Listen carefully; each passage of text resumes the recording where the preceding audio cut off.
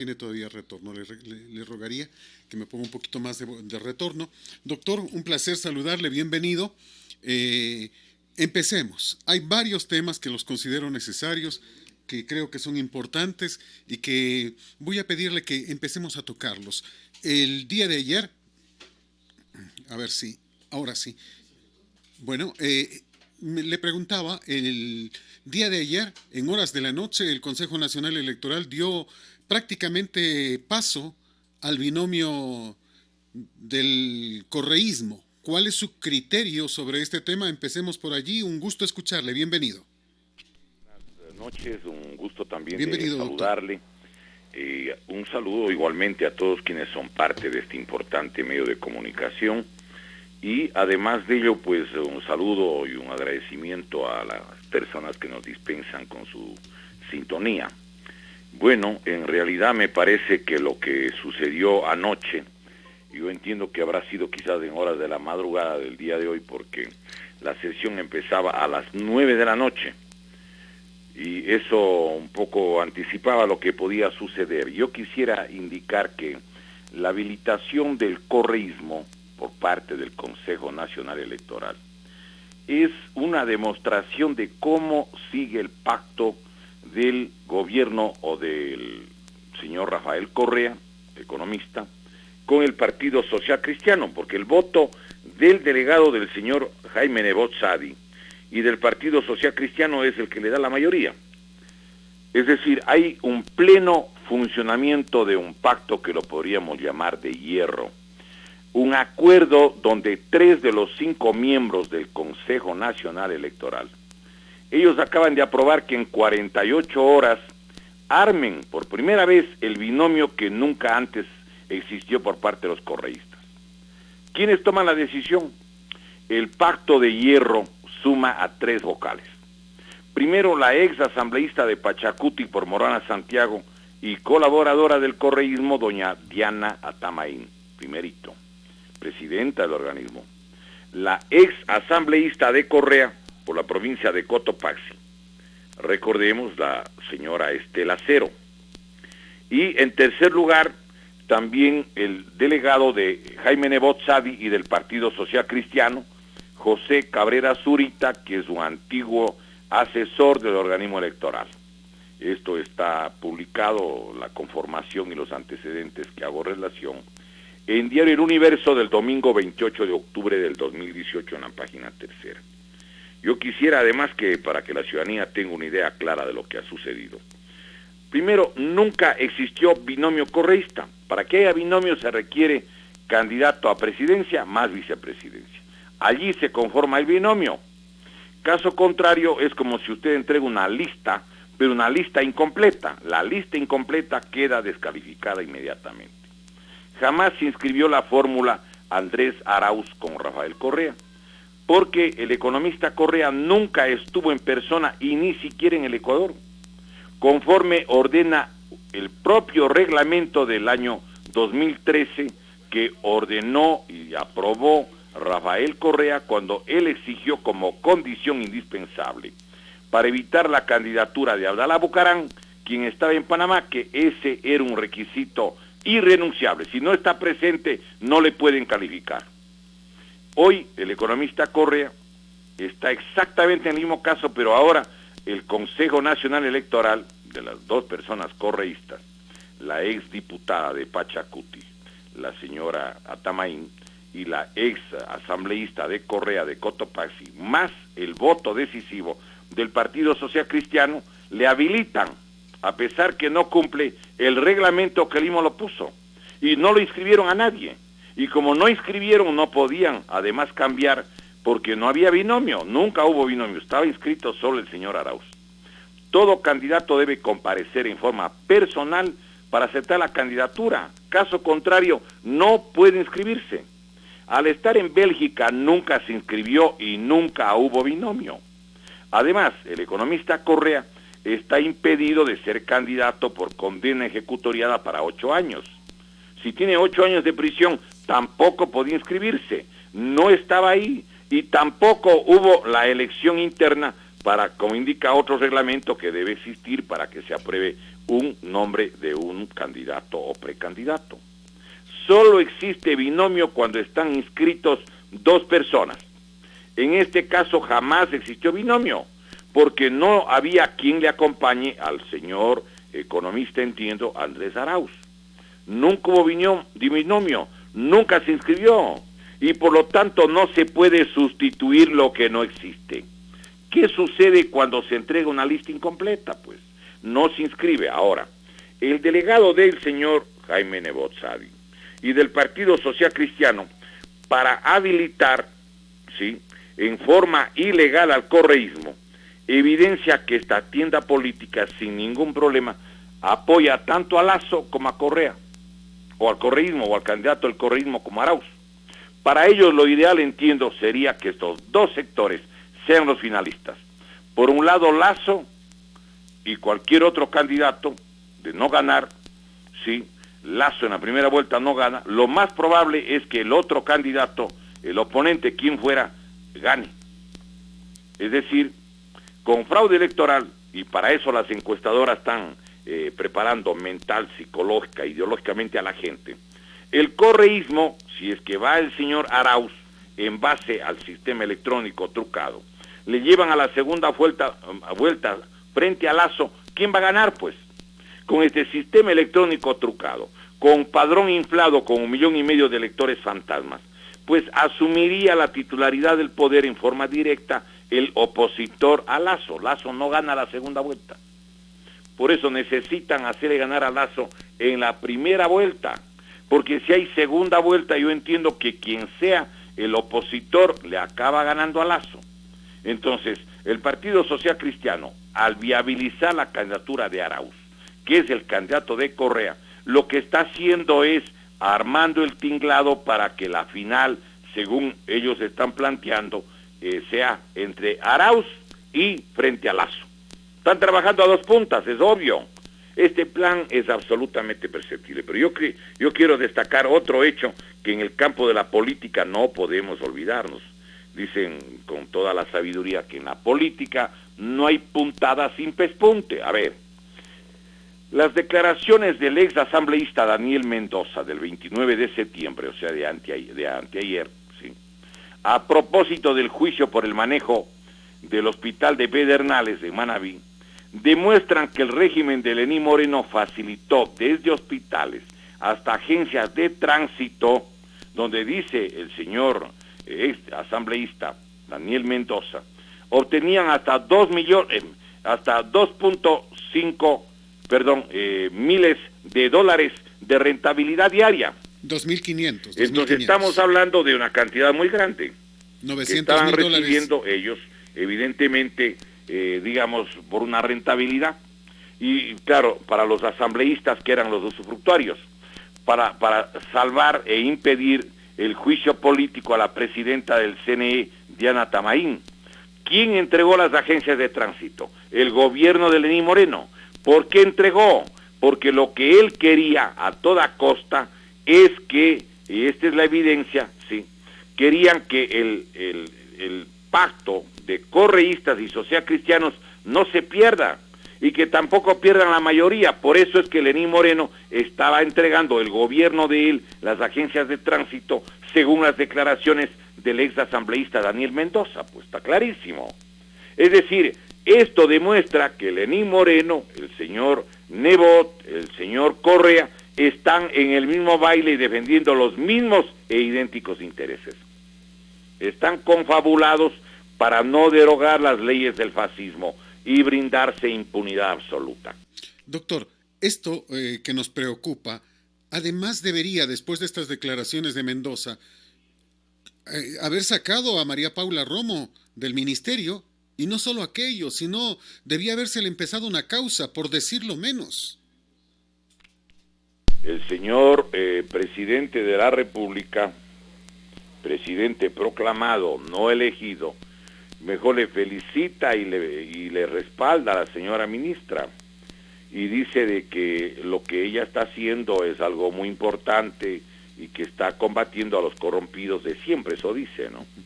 Entonces yo lo que creo aquí es que deberíamos obviamente manejar las cosas con todo el tino y el cuidado. Es decir, es verdad lo que usted dice, debería haber un juicio, pero eso habría si es que existiría una fiscalía independiente, pues. Pero ¿dónde está la fiscalía independiente? Eso no hay. Entonces, aquí, a mi modo de ver, sí, yo creo que debería la gente percatarse de las cosas, pues. Entonces, a mi modo de ver, yo creo que está claro de que hay lo que por eso decíamos los 4 jinetes del apocalipsis.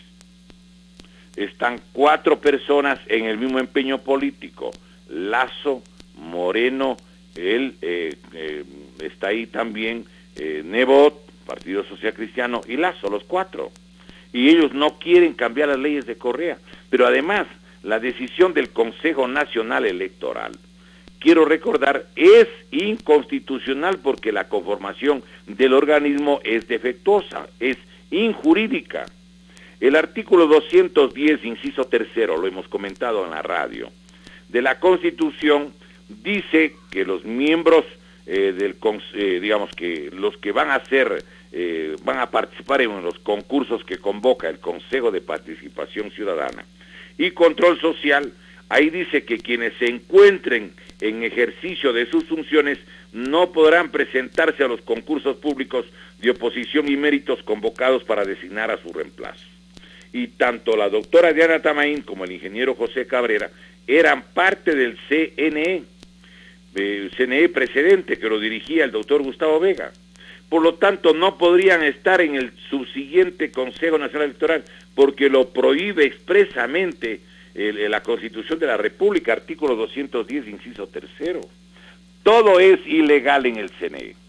Hay que preguntar, por ejemplo, ¿por qué no publican los nombres de los supuestos afiliados y militantes de los 283 partidos y movimientos ya reconocidos y de los 87 que están en trámite de aprobación? Ecuador es el único país del mundo donde los afiliados son más numerosos que los mayores de 16 años de todo el país.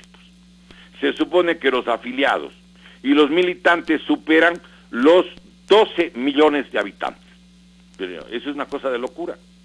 No debemos recordar, por otra parte, que Rafael Correa siempre fue un estrecho colaborador del régimen de Febres Cordero, desde 1984 hasta 1987, y que él fue funcionario de alto nivel en el Ministerio de Industrias, digamos, cuando el titular de este ministerio era Javier Neira Menéndez, y que en el poder, ya cuando llega en el año 2007, el trío de mando era social cristiano, era Correa junto a Alexis Meragiler, que era el brazo derecho de Febres Cordero en la alcaldía de Guayaquil desde 1992, y con Vinicio Alvarado Espinel, que era el jefe de las campañas electorales del Partido Social Cristiano y de Jaime Nebot Sadi.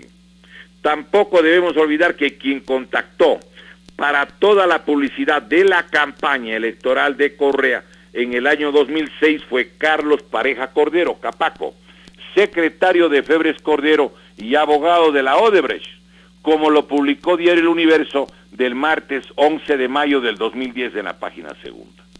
Es decir, lo que ha sucedido es que se evidencia que el pacto correísta con los socialcristianos continúa. Eso es todo. Violando la ley, pues ellos habilitan al candidato del correísmo, no se hacen problema. Que no cumplió con lo que la ley dice, que no se inscribió, eso a ellos no les importa. Ellos tienen la mayoría. Habrá que ver si fue solo un asunto de conciencia. O puede ser también que hubieron otros métodos persuasivos que quizás a lo mejor ni siquiera hacía falta. Pero es evidente que no cumplen las reglas del juego. Aplican a unos una política y a otros les aplican otra medida, como se llama normalmente la ley del embudo.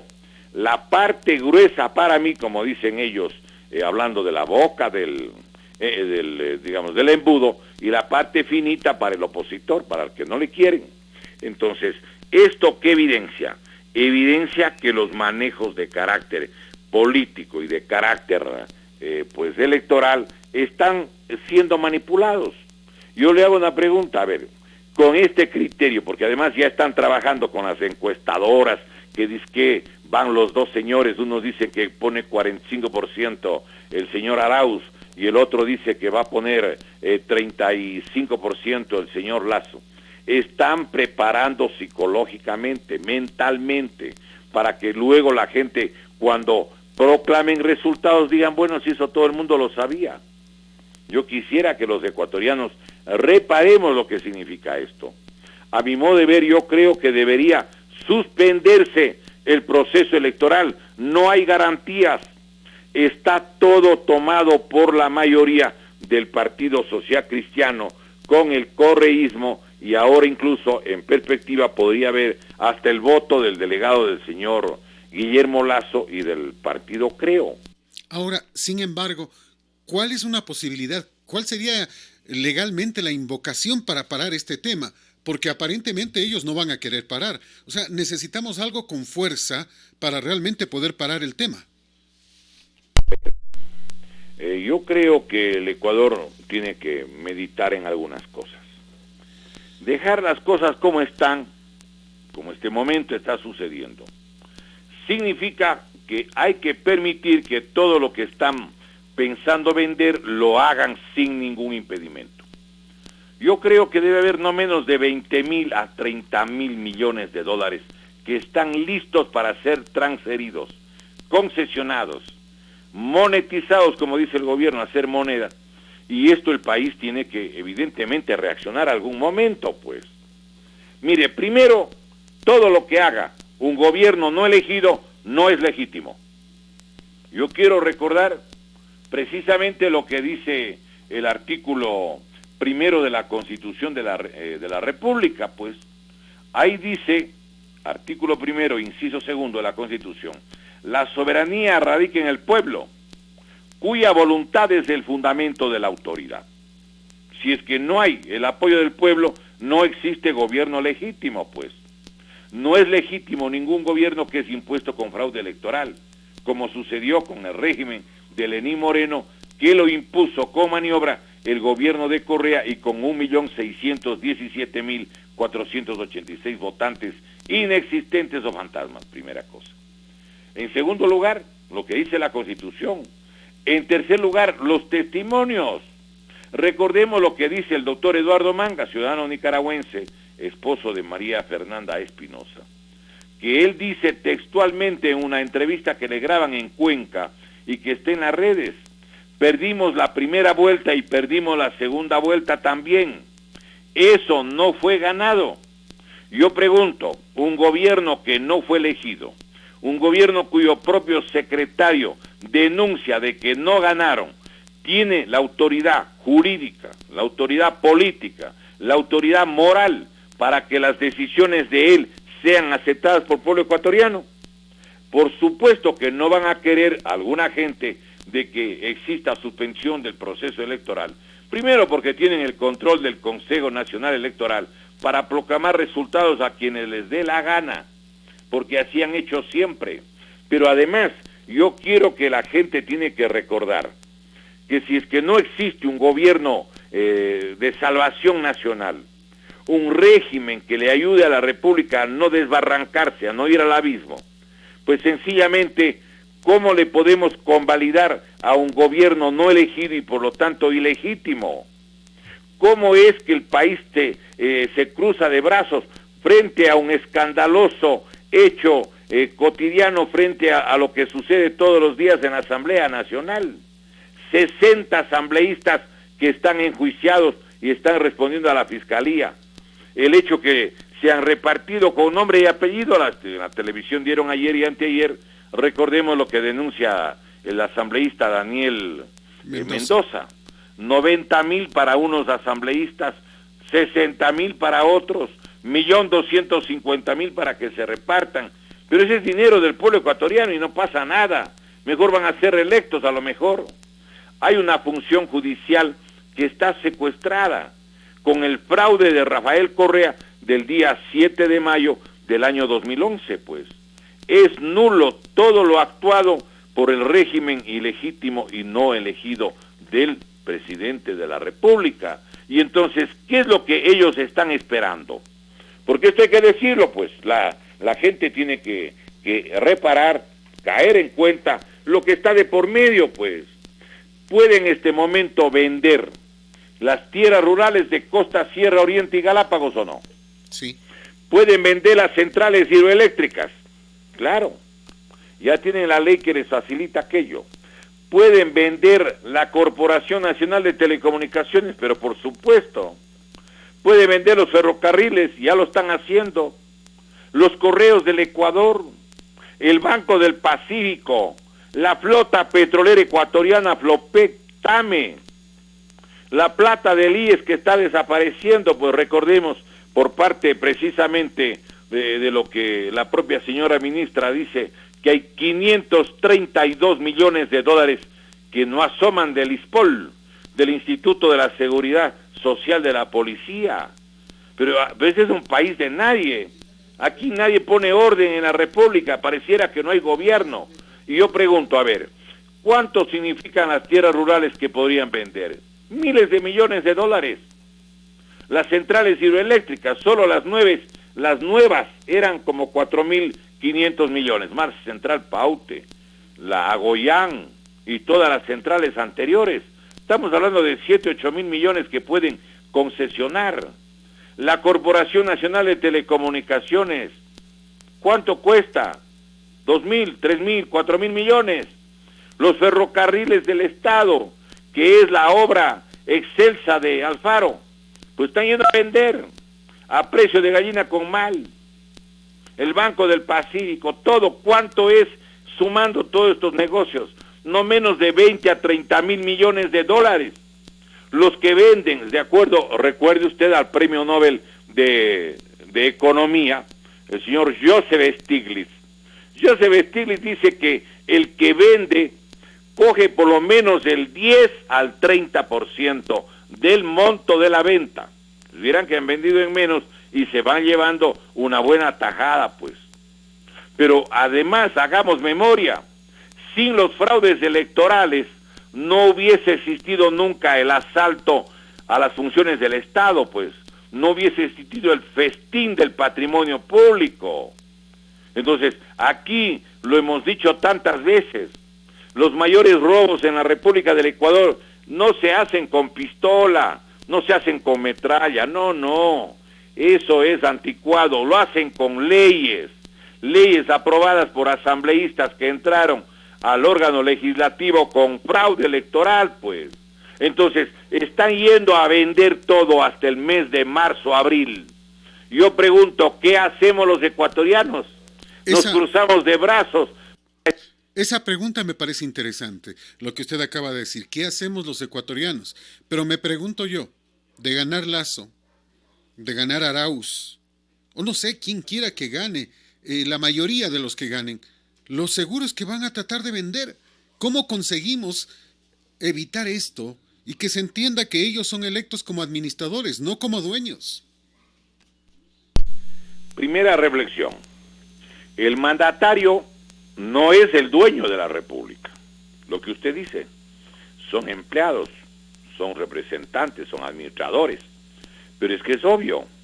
Yo haría una pequeña reflexión. Supongamos que un caballero de Ambato, de Riobamba, le pide a un amigo, le da el poder para que sea su mandatario, y le ruega que le dé comprando en Quito, o en Ibarra, o en Tulcán, o en cualquier parte, que le compre un departamento en $80,000, o que le dé vendiendo una suite o un departamento en $140,000.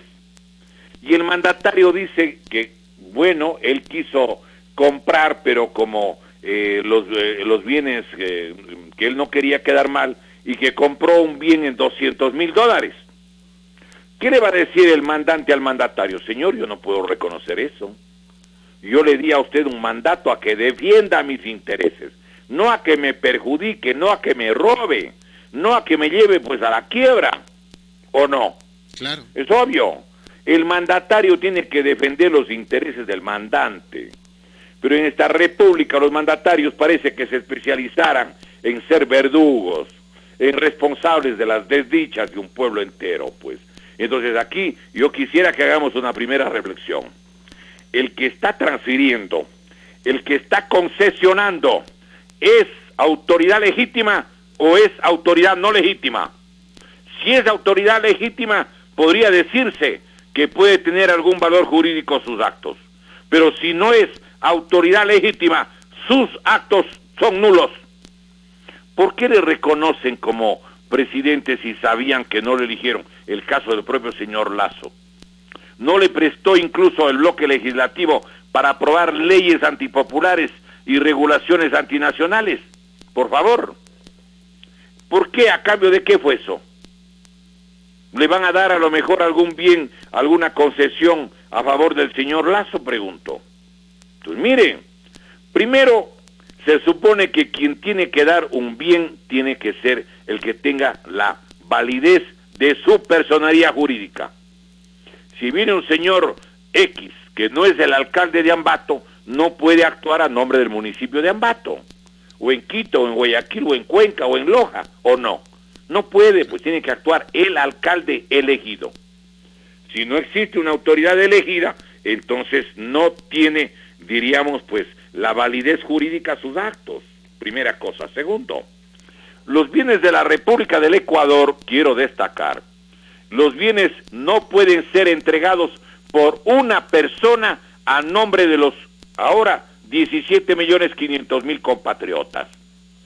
Por supuesto, ¿cómo es esto que en el Ecuador una persona, por decisión de las leyes de Correa, le dieron la atribución para que esa sola persona saque, remate y le despoje al país de todos los bienes? O de no, cómo el Ecuador perdió pues los campos petroleros. ¿Y quién entregó las minas de oro, las minas de plata, las minas de cobre? ¿Hizo el gabinete? No, solo el presidente. ¿Quién entregó los puertos marítimos como Puerto Bolívar, el puerto de Pozorja, el puerto de Manta, el puerto de Providencia en la región amazónica? ¿Quién entregó la telefonía celular, las fábricas de cemento? Pero por favor, abramos los ojos, compatriotas. Entonces, primero, ¿no tiene personería jurídica o no? No. Segundo, no tiene la atribución porque no es el dueño. Están yendo a vender los bienes de 17,5 millones de compatriotas sin la autorización de los dueños, que es el conjunto de ciudadanos del pueblo ecuatoriano, ¿o no? Pero por favor, eso jurídicamente es válido. Si debería haber un candidato o alguien que establezca que no va a reconocer la venta de los bienes públicos que violen la Constitución o la ley, y que no va a reconocer ninguna venta de bien público desde cuando empieza la campaña electoral hasta el día de la posesión del nuevo gobierno, pues, es obvio.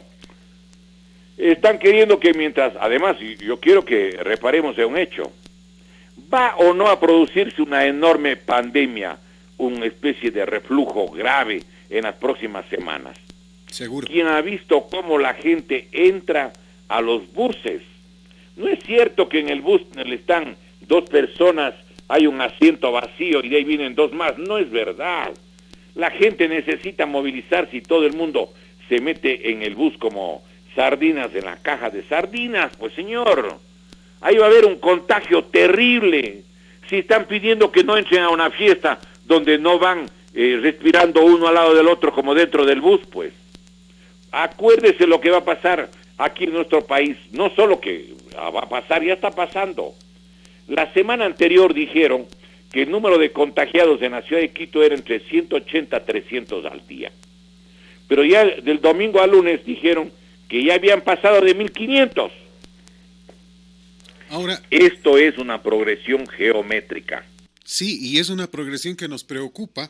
El propio vicealcalde de Quito reconoce hoy en Ecuavisa que para la próxima semana, en unos 10 días, esperan un contagio altísimo. Lo dijo el día de hoy Santiago Guarderas, precisamente. Y me quedo pensando en lo que usted mencionaba hace un instante. Usted decía hace un momento, haciendo referencia a este tema, que es preocupante, y de verdad es preocupante, que no haya un candidato que diga esto. Sin embargo, nosotros la semana anterior conversamos con el señor Gutiérrez, Lucio Gutiérrez, y nos dijo que él no va a reconocer precisamente este tema. Y eso me parece importante. Y en esto me da pie para preguntarle, porque publica hoy, hace momentos, Lucio Gutiérrez, ¿cuál fue el error de Lucio para que los generales traidores le quiten el respaldo? Recuperar más de 1.000 millones de la plata robada por los banqueros en el salvataje bancario de 1999. Incautar bienes a la oligarquía morosa que no quería pagar las deudas con el Estado, entre ellos al hermano del expresidente Febres Cordero, y encarcelar 5 banqueros. 3 meses antes del golpe de febrero del 2005, los generales se reunieron y sometieron al expresidente León Febres Cordero, al exalcalde Paco Moncayo y al exprefecto Ramiro González, hoy prófugos de la justicia, y planificaron el golpe contra mi gobierno. Los diputados socialcristianos nos advirtieron de esas reuniones. Ellos no querían el golpe. Me pidieron que cambie a la cúpula militar golpista. Llamé a mi despacho a la cúpula militar y al vicepresidente y me juraron lealtad. Y dice Lucio, qué craso error creer en la palabra de los generales. ¿Usted cree que esto que escribe, que postea el día de hoy, Lucio, es verdad? Cosas que habría que analizar. Primer hecho, yo creo que siempre tiene que ser muy cuidadoso un candidato a la presidencia, me parece, como simple sugerencia. Ver a quién le pone de vicepresidente, pues. Claro. Porque el que si le sacan al presidente, le van a sustituir ¿con quién? Con el vicepresidente, ¿o no? Seguro. ¿Quién? Sí, seguro, eso es así, ¿verdad? La historia lo demuestra. Yo he pensado, desde muchacho, de que el primer gran error que cometió el presidente John Kennedy fue ponerle de binomio de él a quién. Le puso de binomio de él al señor Lyndon Baines Johnson. Lyndon Johnson era el representante de la industria militar y del sector petrolero de Texas, donde estaba el complejo industrial militar norteamericano, lo más poderoso de la industria de esa época, y de ahora todavía mucho más.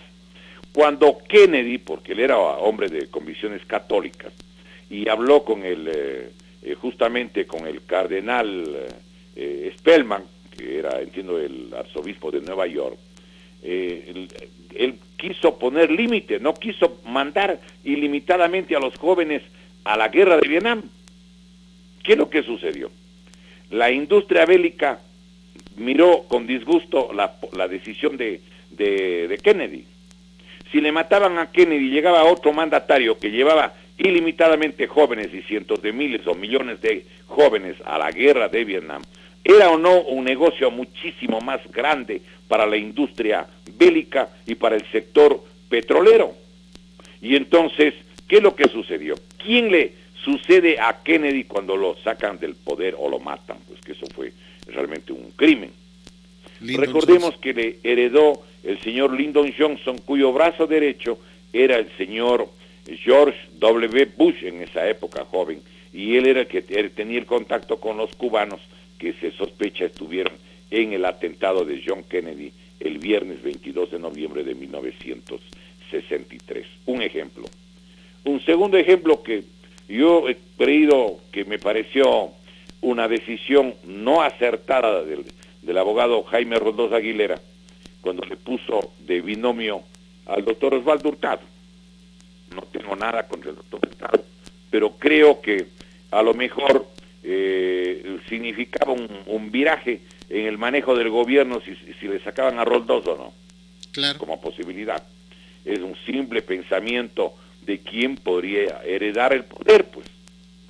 Tercer ejemplo, cuando Lucio Gutiérrez le pone de binomio al doctor Alfredo Palacio González, yo quiero que usted recuerde, ¿cuál era la función? ¿Quién es el que le recomienda el nombre justamente de Alfredo Palacio? A través del primo de apellido Borbúa, que también era parte o fue miembro de las Fuerzas Armadas, ¿se acuerda? Claro. El que recomienda el nombre es el propio Febres Cordero, pues. Renán Dice, Borbúa. Caramba. A ver, aclaremos esto, ¿no? Renán Borbúa, que es el nombre del primo de Lucio, era el guardaespaldas de León Febres Cordero. Era el médico, un extraordinario médico. Imagínense qué de formidable médico es Alfredo Palacio, que le encontró corazón a Febres Cordero, pues por favor. Era el cardiólogo, pues. ¿O no? Sí. Sí, así fue, precisamente. Entonces, ese momento, yo quiero aquí hacer una reflexión, fue o no me parece una equivocación, porque si le sacaban a él como lo sacaron y el juramento tomó la señora alcaldesa de Guayaquil, doña la abogada Cintia Viteri Jiménez, acuérdese, le dieron el poder ¿a quién? Al médico, al cardiólogo, a este sabio que encontró corazón en Febres Cordero, pues, ¿o no? Sí, señor.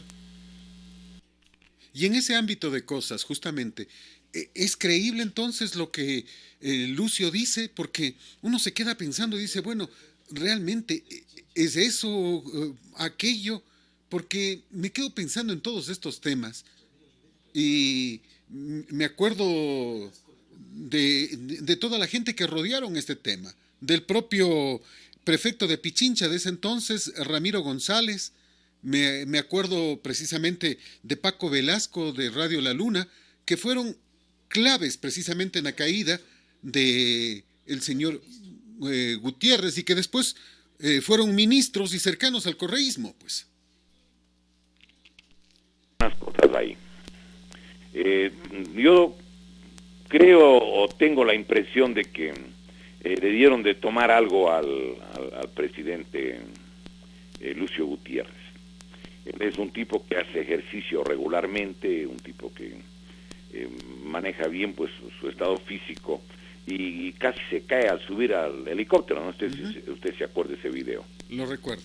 Entonces un poco uno se queda pensativo, bueno, ¿cómo es que alguien de las características no puede casi subirse al helicóptero? Uno. Otro elemento que me parece a mí importante recordar es que, claro, él pelea con los socialcristianos, pero también una época estuvo trabajando con ellos. Cuando quiere tomar distancias con ellos, él mira de que el poder y el control del país y del Estado estaba en dos entidades. En el Tribunal de Garantías Constitucionales, ¿se acuerda? Claro. Allí tenían los socialcristianos, creo que 5 o 6 de los 9 miembros. Entonces, 1, y 2, la Corte Suprema. Es decir, cualquier decisión que pudiera tomar, o que pudo en esa época tomar Lucio Gutiérrez, le podían bloquear jurídicamente en la Corte de Justicia y le podían bloquear en el Tribunal de Garantías Constitucionales, ¿o no? Claro. Claro. Yo entiendo que habían 2 o 3 vocales allí en el Tribunal de Garantías Constitucionales que defendieron la posición del gobierno. Entre otros, yo recuerdo un abogado muy bueno, muy prestigioso, un hombre muy reconocido por sus colegas, el doctor Milton Burbano Borges. Él era vocal del Tribunal de Garantías Constitucionales. Pero claro, no tenían mayoría. ¿Quién podía tomar las decisiones y declarar inconstitucionales las cosas? ¿El que tiene la mayoría o no? Sí, claro. Señor. Y recuerde usted que en el asunto, esa decisión entiendo que se tomó en noviembre del año 2004. Y recuerde que hacia el 8 de diciembre del 2004 también sacan a la Corte, que era una Corte inconstitucional. Esa Corte era inconstitucional. A mí me ha llamado la atención que nunca argumentaron adecuadamente cuando instalaron lo que se llamó la Pichicorte. La llamada Pichicorte, yo soy abogado en libre ejercicio, décadas, y yo pienso que esa Corte, quitando 1 o 2 elementos, era superior a la Corte que le defenestraron, en la que en esa Corte estaban los miembros del Partido Social Cristiano controlando las salas penales, las salas laborales, y donde la democracia cristiana, Unión Demócrata Popular, ellos tenían el control de las salas civiles. Es cuestión de revisar con nombre y apellido quiénes eran ahí. Eso me parece importantísimo que la gente recuerde. Entonces, allí ahora, ¿por qué pasó eso? Porque lamentablemente el poder de la Administración de Justicia manejan ellos. Correa es o no es un hombre vinculado al Partido Social Cristiano. Pero claro, siempre fue parte del gobierno social cristiano, y no solo que fue parte, sino que en todas las cosas estuvieron junto con ellos. Y por ejemplo, yo le hago una pregunta, a ver, ¿no sería lo lógico hacer una administración de justicia absolutamente independiente de los partidos, que no sean manipulados ni manoseados por los partidos. Claro, es obvio. ¿El Partido Social Cristiano ha sido el dueño permanente de las salas penales o no? Sí, y luego señor. Correa, Sí, señor. que era hombre vinculado a los socialcristianos. ¿Quién no sabe de las conversaciones, los encuentros y las coordinaciones de Correa con Nebot algunas veces a través del brazo derecho de Febres Cordero en la alcaldía de Guayaquil, Alexis Mera Giler? Pues yo quiero que recordemos algunas cosas.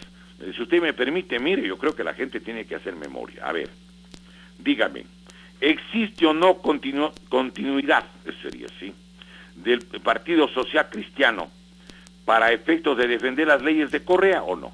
¿Cuándo alguien ha oído que el abogado Jaime Nebot Sadi o el Partido Social Cristiano ha solicitado, por ejemplo, sí, que las leyes de Correa deben ser derogadas? Nunca.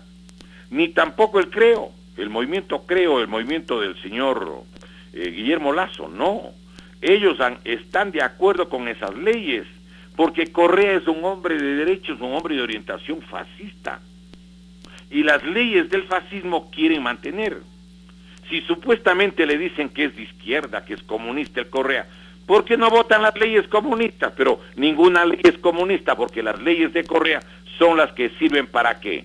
Para el saqueo nacional, pues, para entregar las minas, para entregar la riqueza nacional. Mire, un gobierno patriótico, un gobierno nacionalista, un gobierno popular, como el de Allende en Chile, recuperó para Chile las minas, la riqueza de Chile, la mina de Chuquicamata, la mina del Teniente, la Escondida. Eso hizo Allende, sacó de las manos de la Kennecott Cooper Company, la Anaconda Company. Pero ¿qué ha hecho Correa?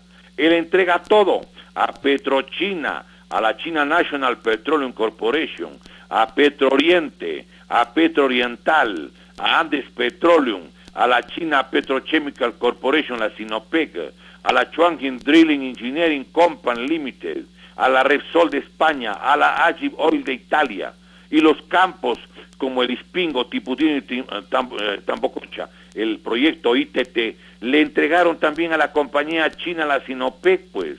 Está publicado en Vistazo del 23 de septiembre del año 2016, ahí en la página 46, ahí está. Revisemos.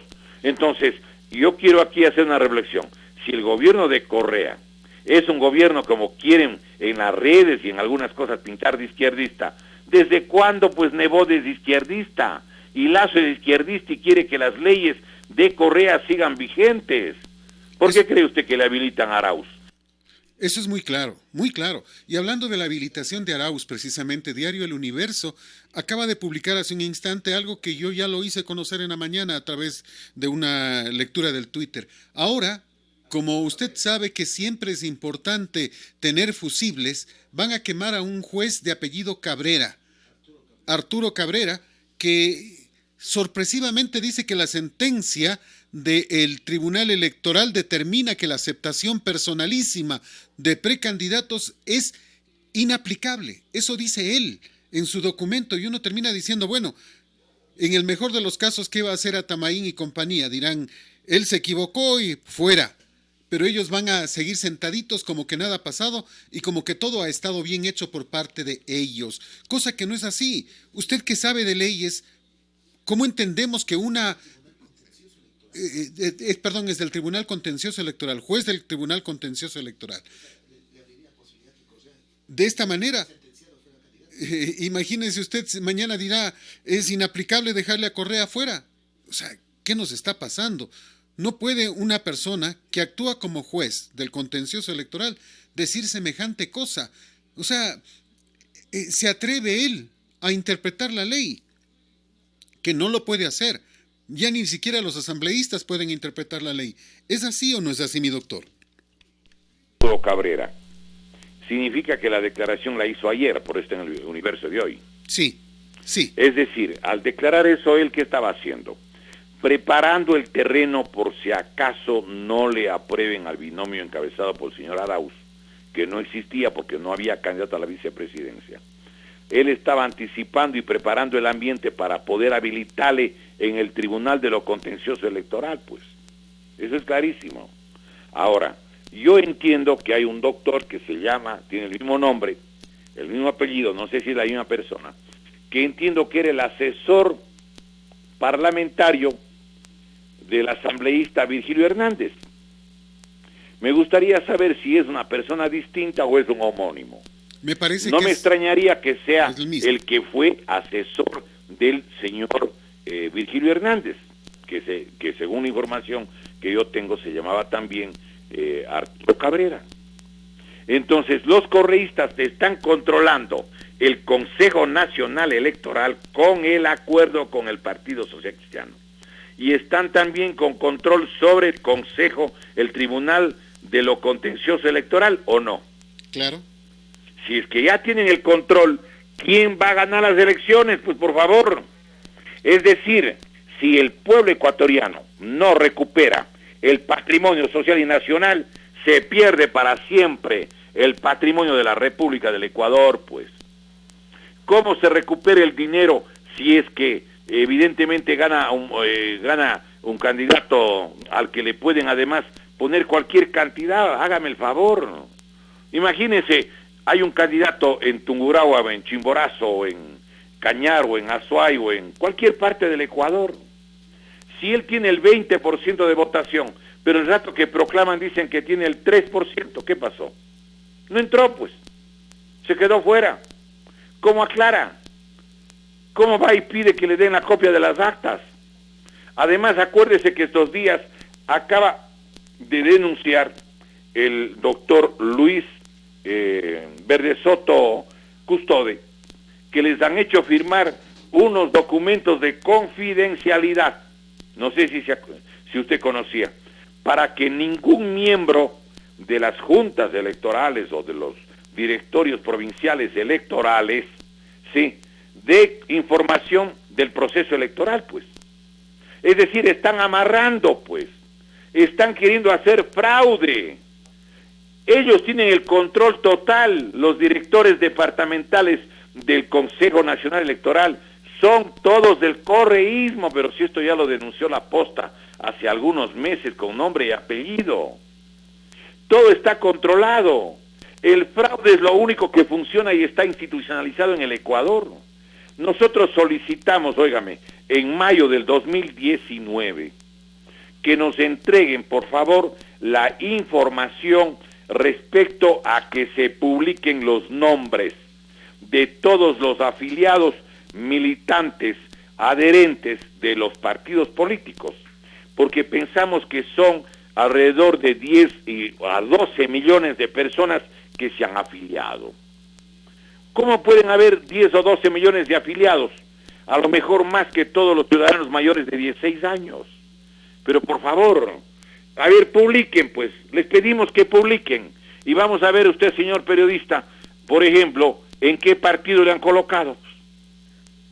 ¿Se acuerda que hace tiempos sacaron los listados de los que eran militantes de los partidos políticos en el año 2012? ¿Se acuerda? Y dejaron todo tapando porque ahí se cayó en cuenta que todo era un montaje absoluto. Nadie se había afiliado, pero estaban allí como afiliados. Entonces, a mí me parece que el pueblo ecuatoriano tiene que, digamos, pedir que cuando menos exista pues un manejo transparente, no tramposo. ¿Por qué no quieren entregar, por qué no publican los nombres de los afiliados? Publiquen pues, para ver cuántos ecuatorianos de pronto descubren en qué partido están militando. En Teleamazonas, la víspera del 24 del mes de marzo del 2019, cuando había el proceso electoral, quiero recordarle lo que sucedió, pues. Resulta que de los 21 o 20 periodistas, creo que habían 12 o 14 que estaban afiliados a partidos políticos en los que jamás nunca se habían afiliado. Nosotros le pusimos un oficio el 28 de mayo del 2019 al señor vicepresidente del Consejo Nacional Electoral, al ingeniero Enrique Pita García, en la que le pedíamos se publiquen los nombres de los supuestos militantes, afiliados o adherentes. En esa época eran 278 partidos y movimientos políticos que se supone existen en la República del Ecuador. Ahora nos han dicho que no, que son 283 y que hay 87 en formación. Entonces, esos son los datos del propio Consejo Nacional Electoral. ¿Por qué no se permite que cuando menos los ecuatorianos sepamos, ¿sí?, que conozcamos en qué partido nos han colocado, pues? Porque ellos tienen las copias de todas las firmas, de todas las rúbricas, de todas las huellas dactilares de los ecuatorianos que se cedularon desde 1901, cuando se creó el registro civil. Entonces, por eso es que cuando hay 1 millón o 1,5 millones de votantes fantasmas, pueden poner al votante fantasma tranquilamente con su propia firma y a lo mejor vivió en el año 1910 o 1920 o 1930. Por eso incluso aparecen votando los muertos. Claro. Recuerde usted que en la campaña del 2013 ya descubrieron que habían más de 10,000 ecuatorianos que tenían, entiendo, entre 120, 130 a 170 años. Eso es imposible. Lo que pasa es que eran gente que nació en 1842. Había un caso de una señora, nacida en 1842, el día 7 de febrero de 1842, ¿sí?, en el año que nació Alfaro.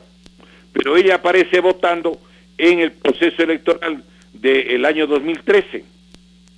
Entonces, esta dama tenía, ¿cuántos? 170 años, cuando menos. Pero no es que tenía 170 años. Lo que pasa es que tomaron el nombre de la difunta y llenaron con la firma de la finada.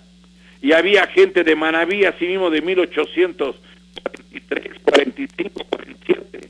No es que están viviendo aquí tanto como Matusalén, no, sino que tienen los bancos de firmas, los bancos de las rúbricas y las huellas dactilares con las que pueden llenar el padrón. No existe garantías. No tiene sentido un organismo electoral que viola las leyes, no respeta las leyes. Por favor, comprendamos. En este ámbito, y para responder la pregunta que usted hizo hace un instante, acabamos de revisar a Arturo Cabrera. Sí consta en su currículum que fue asesor de la Asamblea Nacional. No dice de quién, pero no creo que haya tanta coincidencia. O sea, él es como usted decía, el que fue asesor de Virgilio Hernández. ¿Qué se puede esperar de esta gente entonces, pues? Una pregunta, a ver, supongamos que gana cualquier candidato y le proclaman que los finalistas son el señor Lasso y el señor Arauz. ¿Qué hace ahí usted? ¿Quién va a ganar la presidencia de la República si entra el señor Lasso con cualquier otro candidato? Yo creo que si no hay fraude, cualquier otro candidato le gana o no. Entonces, si le ponen al señor Arauz, que le están calificando ahora, sí, con el señor Lasso, y supongamos que hay segunda vuelta, ¿quién gana la segunda vuelta? ¿Gana Arauz o no? Y además hay una cosa que vale la pena que la gente sepa. Yo creo que Correa no llega al 10% de la votación, pero o la gente de Correa, pero le están al país, al pueblo ecuatoriano, haciendo creer que van a sacar el 45% Arauz y el 32% tendría el señor Lasso. A ver, vayamos por partes ahí. Antier, el correísmo convocó a una marcha multitudinaria, eso dijeron, pero sin sándwiches, sin los $20 y sin el transporte, no llegaban ni a 1,000 personas. Ese es el correísmo de verdad, no el de las redes sociales lleno de troles. Ese es el correísmo de verdad. Es decir, lo que usted menciona, yo también estoy consciente como usted de que no llegan ni al 10%. O sea, el 45% del que hablan es otra de las tantas mentiras del correísmo, de las tantas mentiras de Correa. No existe aquello. Y recordemos el caso de la elección del 2017. ¿Quién participó? No participó cualquiera, no participó un desconocido, participó Lenín Moreno, que había estado 6 años como vicepresidente de Correa, que además había hecho una pre-campaña, si vale el término, con el tema de la Fundación Manuelita... no es Las Manuelas, pero bueno, Manuel Espejo, Había hecho ya una campaña entregando y regalando colchones, antiescaras, regalando sillas de ruedas, regalando una serie de cosas. Y ni así pudo ganar, pues tuvieron que recurrir al fraude. Menos va a ganar Arauz ahora, pues eso hay que dejarlo muy claro. A ver, yo quiero que usted recuerde, señor periodista, lo que hizo el propio secretario de Educación Superior, Ciencia y Tecnología del CENESID, el doctor René Ramírez Gallego, ¿se acuerda? El día 11 de febrero, él publicó los datos de una encuesta que había realizado la Universidad de Georgetown, que está ubicada en Washington, en los Estados Unidos, en la que decía que eran exactamente 6.236 personas las que habían sido consultadas en este sistema o en esta, diríamos, encuesta.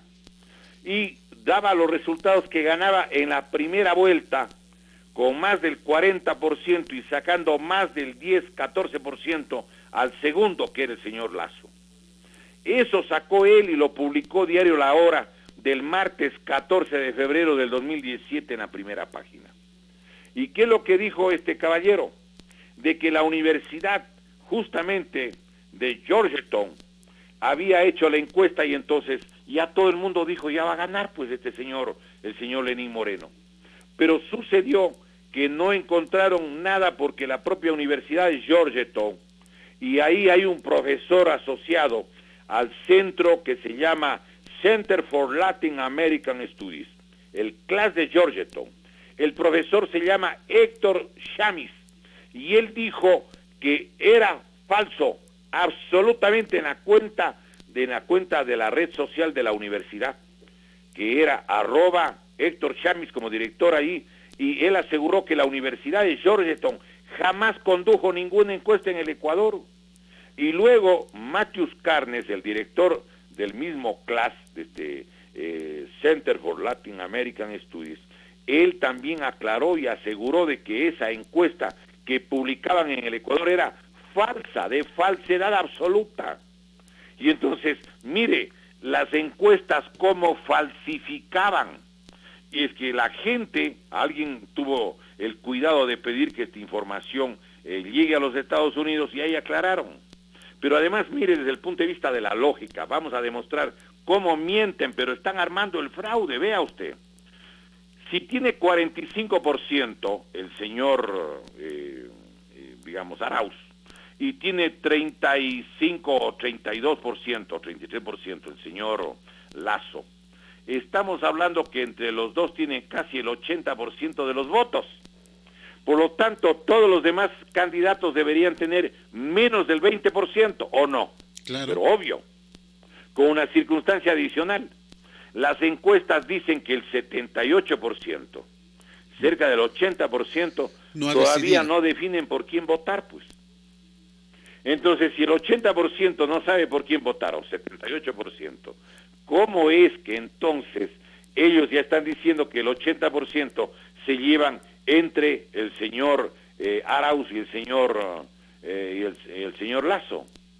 Es todo un montaje. Están queriendo armar un binomio por allá. Y claro, yo tengo la impresión que tenían previsto otros candidatos para que les ayuden en la eventualidad, digamos, que no entran a la, digamos, no les hubieran calificado, que en estricto derecho no cabía aquello. Pero ya emitiendo la opinión este doctor Arturo Cabrera, es obvio a dónde va a ir, pues. Es decir, aquí no se respeta la ley, aquí no se respeta la Constitución, aquí se saquea al país, aquí se hipoteca la República y nadie hace nada, pues. Aquí nadie hace nada. ¿Qué pasa con el pueblo ecuatoriano?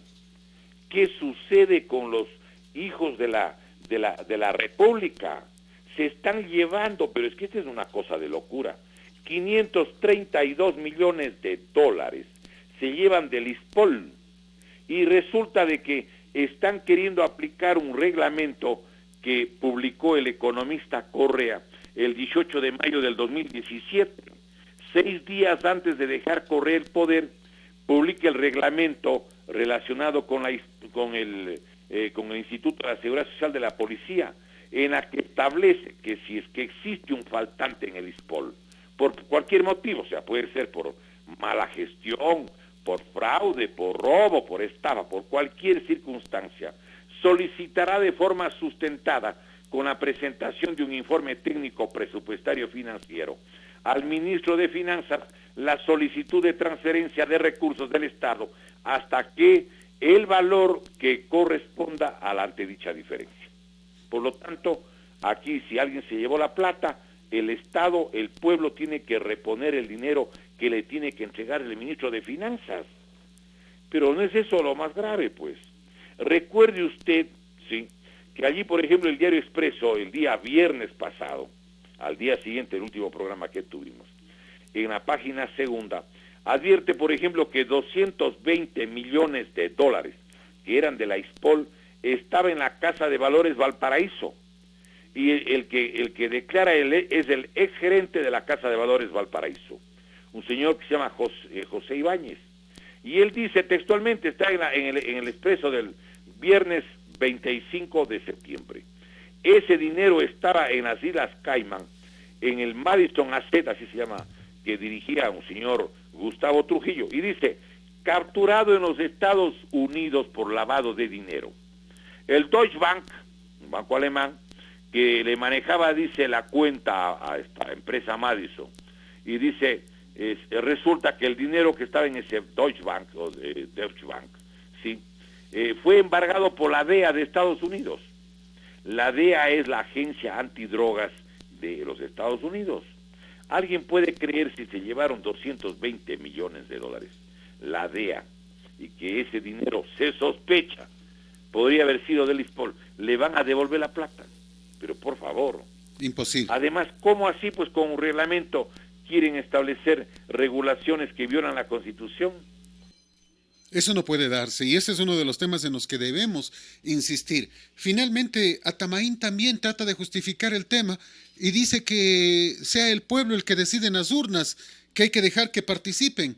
Y me pregunto yo, ¿y por qué no le dejó participar, por ejemplo, a Álvaro Noboa, que tiene, de acuerdo a muchos, el 32% de la intención de voto de los ecuatorianos? A ver, no podían dejarle que participe Álvaro Noboa, porque Álvaro Noboa le iba a quitar votos a los socialcristianos, a los del Creo y a los de Correa, pues. Venía a mover el tablero. Eso es evidente. Entonces, la señora Atamaín, como usted bien lo recuerda, tiene que hacer memoria. ¿Y por qué entonces no dejaron que el pueblo decida con la presencia del señor Álvaro Noboa? Pues, pero claro, es una opción. ¿Por qué no le dejaron ni siquiera que le dejaron en pie el partido de él? ¿Todos los otros partidos volvieron a habilitar o no? Claro. Claro. Pero menos el de él. ¿Por qué miedo tenían? A lo mejor averigüe el fraude del año 1998, el fraude del año 2006, otros fraudes que han hecho, porque si tiene el poder político y la capacidad de decisión, podría investigar o no quienes hicieron los fraudes. Claro. Yo tengo la impresión, por ejemplo, que en la campaña del 2009 había segunda vuelta. Pero acuérdese usted que allí en la campaña del 2009, para evitar que haya segunda vuelta, contrataron a la empresa Digital Team en la ciudad de Guayaquil, que tenía 221 computadoras y 221 digitadores, acuérdese. Y haga memoria adicionalmente de un hecho que es importante, de la empresa Digital Team. Ellos eran los que estaban ubicando las cantidades, pero alguien que llegue al poder y quiera averiguar qué pasó en el año 2009, en la campaña del 2009, que fue lo de Digital Team, ¿existen o no los 221 digitadores? Algunos de ellos deben vivir todavía, pues, o la mayoría. Les pueden preguntar o no en qué tenían que hacer y qué hicieron. Claro. Allí estaban armando la mayoría legislativa en el antiguo local del supermercado Santa Isabel, en la Garzota, al norte de Guayaquil. Lo hemos repetido, pero 1000 veces. Eso hicieron justamente en la Garzota, en el antiguo local del supermercado Santa Isabel, en la avenida Agustín Freile Potes. Acuérdese que llegó allá a la actual alcaldesa de Guayaquil, Cintia Viteri, ¿Llegó con quién? Llegó justamente con Enrique Herrería Bonet, que hoy es miembro de la Corte Constitucional, y descubrieron que estaban manipulando las cifras. Las elecciones fueron el día 26 de abril y no permitieron que se den los datos a nadie hasta el día 8 de mayo, que descubrieron el centro clandestino de contabilización de votos. Acordémonos, pues. Esto es importante que la gente recuerde. Entonces, yo hago la siguiente reflexión. A ver, si tienen todo armado para entregarle al señor Lasso o al señor Arauz, cualquier candidato que tenga votación, le van a sustraer, le van a retirar o no la votación que obtenga. Claro. Le pueden poner a un candidato que podría haber ganado o podría estar entre los finalistas, le pueden o no, por decirle algo, ponerle en sexto, séptimo, octavo o noveno puesto para que no reclame. Claro. Le ponen una cantidad absolutamente irrisoria de votos para que digan, usted está respirando por la herida, usted no tiene ningún derecho, usted no ganó la elección o no. El caso de Galo Lara, pues en la prefectura de Oro en las últimas elecciones, pues. Sí, no solo eso. Recuerde usted de que, por ejemplo, no quisieron que vuelva a ser legislador Leonardo Viteri de la provincia de Manabí, en Manabí, y lo sacaron de los resultados. Recuerde que el propio expresidente Lucio Gutiérrez ya hizo declaraciones en calidad de asambleísta de carácter andino, y luego dijeron que no ha ganado nada, ¿se acuerdan? Claro. Otro ciudadano que ya habló como que tenía el resultado supuestamente a favor fue el periodista Carlos Vera, y después dijeron que no ha ganado nada. Ellos, el que maneja el organismo electoral hace lo que le da la gana, peor con el sistema electrónico. Y ahora que han firmado este convenio de confidencialidad, mucho peor, ¿o no? Muchísimo peor, muchísimo Pero, peor. por favor, entonces el país se ve abocado a ¿qué? Nos estamos yendo a un proceso electoral fraudulento, donde va a continuar la dictadura que instaló Correa en el año 2006 y que no han podido desmantelar. Es decir, aquí existe un fraude y un control absoluto del Estado por una magia. El fraude electoral es una necesidad política, económica, histórica, demostrada para el saqueo total de la República por parte de estas distintas fracciones dominantes, pues, de la oligarquía ecuatoriana, una oligarquía vendepatria, asociada a los globalizadores o a los círculos financieros más poderosos del planeta, dueños de las corporaciones que se han llevado los recursos naturales y además las entidades más rentables del país, pues. Y estos están esperando en proseguir la depredación absoluta de nuestra patria. El fraude electoral es una garantía tramposa para, y para ellos imprescindible e irreemplazable, para la permanencia y consolidación de un modelo fascista de control represivo, absoluto y total sobre nuestra sociedad. Finalmente, donde doctor, una sola persona con todas las atribuciones legalmente concentradas, con leyes dadas por mayorías de origen fraudulento en el órgano legislativo. Finalmente, doctor, porque el tiempo es nuestro peor enemigo, siempre nos pasa lo mismo, nos queda corto el tiempo. Finalmente, ¿qué podemos hacer? ¿Cómo podemos evitar el fraude? ¿Cuál es la solución? ¿Qué es lo que usted encuentra como posibilidad? Creo que el pueblo ecuatoriano tiene que pedir que todos los miembros de las juntas electorales contabilicen las papeletas manualmente, y los resultados de las juntas electorales directamente tienen que ser difundidos a la población. No hay que esperar que vayan la información canalizada a las justamente a los órganos de contabilización provincial y nacional, no, porque allí también está el fraude. Recuerde que toda la información de la campaña electoral del 2017 hizo la empresa Telconet,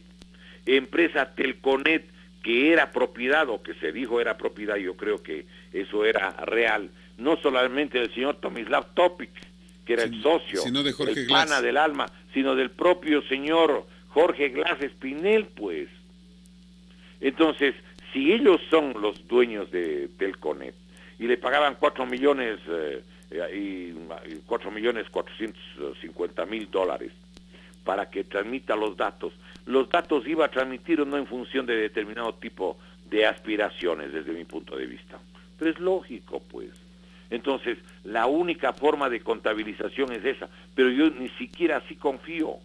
Yo creo que debe haber un cambio total, debe haber un gobierno de salvación nacional.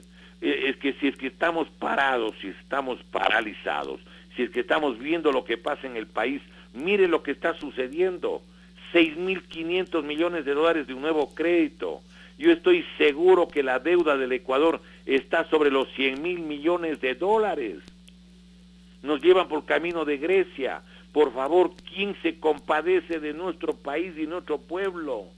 ¿Dónde están los ecuatorianos con convicciones cívicas, civiles, militares, creyentes o no creyentes, pero que tienen que salvar el país de los hijos y los nietos, por favor? Esa es una patria abandonada, una madre angustiada que le han dejado en el abandono, mientras verdaderas gavillas y mafias están, pero controlando la república, saqueando hasta lo último, pero por favor. Y mire una cosa, los 532 millones que el periodista Guillermo Lizarzaburo dice que pueden ser, del Diario Expreso, más de 1.000 millones, que es al lado de los 27.659 millones que no asoman en el IES, por favor. Y que en el IES hay 27.659 millones que no aparecen. No es más grave que los 532 millones que anuncia la doctora María Paula Romo, que es lo que habría que supuestamente sustituir con dinero del fisco y del Estado al dinero que ya no asoma para el ISPOL. Pero por favor, ¿dónde están las autoridades? ¿Dónde están las funciones de fiscalización y control político del país? Por favor, yo creo que se impone una Asamblea Nacional Constituyente para derogar todas las leyes de la impunidad, del robo, del atraco con el que hemos organizado la de la República. Pero por favor, eso es lo indispensable. Este país no puede seguir en las circunstancias que lo están manejando hasta el momento. Es un país que lo están destruyendo, pero alguna gente cae en cuenta, otra gente no cae en cuenta. Por favor, los compatriotas, tiene alguien pues que se conduela. Yo les decía la semana anterior, tienen que agradecer, carambas, que yo no entré nunca a las Fuerzas Armadas. Tienen que agradecer además que no esté en servicio activo. Y tienen que agradecer que yo no tenga soldados a mi cargo. Esto es una cosa que yo no lo hubiera tolerado nunca. De ninguna manera. No es la circunstancia. Doctor, lastimosamente el tiempo es nuestro peor enemigo. Permítame enviarle un abrazo. La próxima semana, el próximo jueves, continuamos con esta charla que es importante y necesaria. Siempre un gusto saludarle. Agradezco muchísimo, señor periodista, y agradezco la sintonía que habrán dispensado algunos hermanos del Ecuador, sobre todo en la parte central de nuestra patria bendita, que como dice el poeta, pues esta patria que es golpeada por el mar y por la desgracia, porque evidentemente lo que está pasando en el país es algo que conmueve y que muchas veces nos humedece los ojos. Es increíble cómo pueden destruir en forma sistemática, planificada, quizás ya hasta concertada, nuestro país, nuestra patria, el Ecuador de nuestros mayores, de nuestros padres, de los abuelos, de los bisabuelos, este Ecuador de los hijos, de los nietos, de los que vendrán, de cuyos ojos no veremos nunca sus pupilas, pero que sabemos y tenemos la certeza que existirán. ¿Qué patria les estamos dejando a ellos? Por favor, conduélanse del destino del país, pues por favor. Muchas gracias, señor periodista. Dios mediante, hasta la otra semana.